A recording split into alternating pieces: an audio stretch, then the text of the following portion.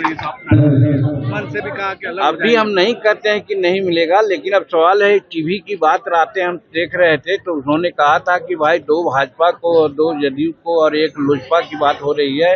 5 seat है, 7 seat में 5 seat है, तो हो सकता है 5 सीट एनडीए को आवे। तो वैसे परिस्थिति में हम हिंदुस्तानी अवाम मोर्चा कहाँ है, इसलिए हमको मांग करना चाहिए। 2024 के एमपी चुनाव में हमको कहा गया था कि 2 लोकसभा का सीट देंगे, अब 1 राज्यसभा का सीट देंगे। तो उस समय 1 लोकसभा का सीट दिए, 1 चुनाव में जीते। धन्यवाद देते हैं नरेंद्र मोदी जी को कि उन्होंने 1 चुनाव पर जीत गए तो हमको मंत्री भी बना दिया। लेकिन आज राज्यसभा का सीट तो हमका ड्यू है 2024 के चुनाव, लोकसभा चुनाव के अनुसार ही। तो आज जब अप्रैल में 2025 में लोकसभा का राज्यसभा का चुनाव होगा तो उस समय हिंदुस्तानी अवाम मोर्चा सेकुलर को 1 सीट मिलना चाहिए। ये मेरी मांग है, ये हम अपने पदाधिकारियों को कह रहे थे, क्योंकि हम तो पार्टी में है नहीं।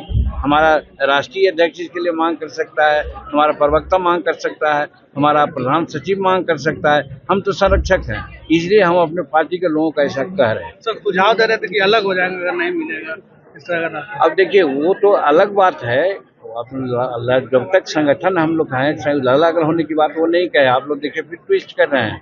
हमने कहा कि आज हम मान्यता प्राप्त पार्टी नहीं है, इसलिए नहीं है कि हमको 8 सीट नहीं है, तो 6 सीट मिलवे किया था तो हमको 8 सीट कैसे हो जाता।